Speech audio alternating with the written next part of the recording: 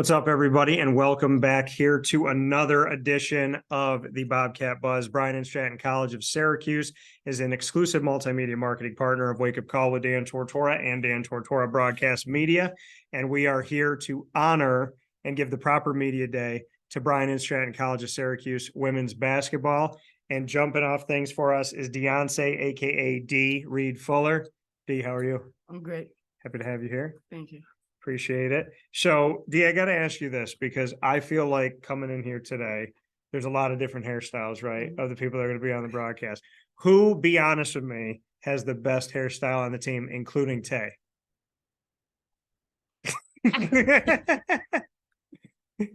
I got to know.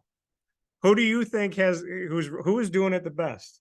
Because there's some similar styles. I want to know who you think does the best. Most people got dreads though, so yeah. Coach only one coming with the cut, with the freestyle braids. Okay. Coach got that. Everybody else got dreads. All right.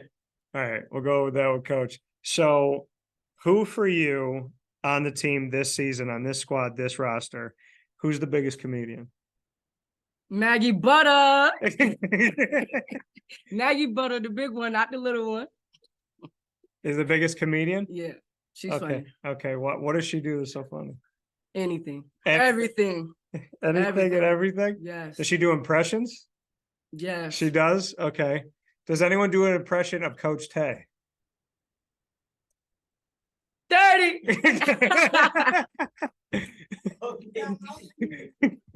To the line. To the line.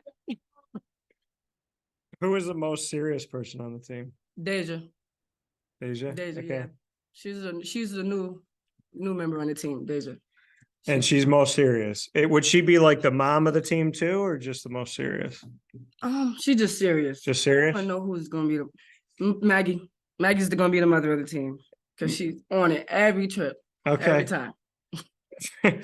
Fair enough. Let's go back to the beginning for you in basketball. What made you fall in love with the sport? I started playing when I was like a little kid. I started playing with my brother.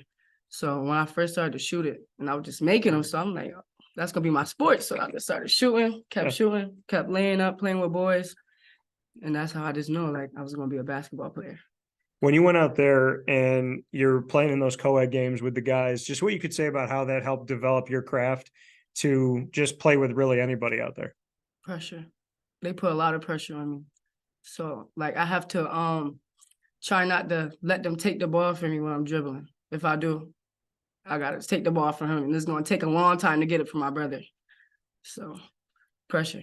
Now, there's something that I heard growing up as a kid, and I played basketball my whole life. If they said you play like a girl, it was a derogatory comment. I want to flip the script and say play like a girl is actually the gold standard. So for you, what does it mean to play like a girl? I would say like balling by yourself, like playing your own game. I mean, I could play like a boy too. So I don't really know. So I would just say play how you play. But watching you evolve and then watching women's basketball evolve, do you feel like it's somewhere that you're proud of right now? When you see the WNBA, there's more games on television. There's the NCAA tournament. When I was growing up, they had the NCAA championship game for women's basketball. Nobody knew how you got there. There was no coverage of any other games, no respect for it, no advertising, nothing. Now, to be able to watch it from start to finish, do you like where women's basketball is at right now? Yeah. I like it a little bit. I'm starting to watch it now more.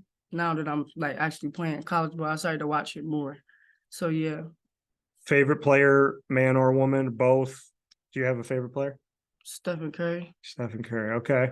Well, I know it's an easy answer why I'm thinking about it, but what is it about Steph's game that makes you choose him as your favorite? He's a shooter. He shoots. He passed the ball. Yeah. He got good IQ. And defense, sometimes. He got defense, though.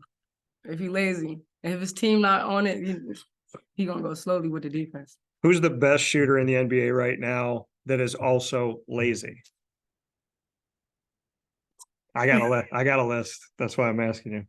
Lazy? Yeah, somebody who plays really well on offense, all about shooting the ball, but on defense, they're a ghost. Who would you say? I don't know. I'm gonna say Curry. I'm gonna say that. Okay. I'm gonna say that. Say for Steph. Sure. All right. Yeah, him. Do you think LeBron plays more defense than Steph, or Steph plays more than LeBron? I don't watch LeBron. That's the right answer. That's don't actually watch the right LeBron. answer. That's the correct answer. Do you have a favorite team? Warriors. Warriors. So you're sticking with Steph all the way through. Mm-hmm. So I'm a Raptor fan. So back in 2019, we got the best of the Warriors. What did you think of that series? Even though the Warriors didn't win, do you have at least some respect for my Raptors? I'm gonna give it to y'all. I had it. But it's okay. When we play y'all again, we definitely there. Okay. But y'all had good, y'all had good shooting. Y'all had good shooting, free throws. Y'all was passing the rock. That was doing everything. Yeah, that was doing everything. That just wasn't our game. It wasn't our series at that point. It wasn't our series. So I could appreciate that. There's still, put it to you like this. You gave me more respect than people I grew up with that said to me, you're not allowed to like that team because they don't even play in America. They're a Canadian team. I got razzed all the way through from like 9 years old to now. And when they won a championship, I wanted apology letters, chocolates, flowers. I got none of that. I had a couple people give me some credit. You gave me more credit than most. So what brought you to Bryant Stratton? I came here to play basketball on a different level. I was brought here by Coach Clay. I started 2020. I graduated 2022, I think. 2021 I graduated. 2021 and I came here in 2021. I started right out of. So you said you got brought in here with Clay, and obviously Tay was his assistant. Mm-hmm. What was your relationship like with Tay compared to what it is right now? How has it grown? We actually bonded more. We actually bonded more now that he's the head coach. Assistant, he wasn't really here. He had another job. So I feel like we connected more now, since now that he our main coach now. What is it about Tay that you like coaching wise? Personality. The dude's funny. The dude's fun. Okay. He's funny. Is he serious when he needs to be? Yeah. Well, you guys, now as funny as he is and as fun as he is, do you listen to him when there's time to kind of buckle down and focus? Does this team focus, in your opinion? Sometimes, yes, because we have to really see when he's serious and when he's playing, because he plays too much sometimes. He plays too much. Yeah. Okay. But most of the time, we know when he's serious. What makes you believe that this team could be something special this year? Everybody that we have on our team this year, confident. Now, you play the 3 and the 4, so small forward, power forward. Do you have a preference? No, I have no preference. I'll just play anything.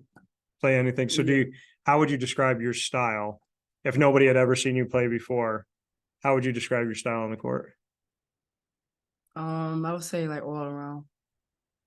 I could do a lot. I could do everything, like a lot. So where have you been most improved in? If you could do everything, you think you could kind of be a jack of all trades. What's that one area you think you really got better at from last year to this year? Forward. You're talking about position-wise, right? No, well, I mean, anything, style of play, something you do better, handling the ball, shooting, range of shot, any of that. I would say my communication skills, for sure. Okay.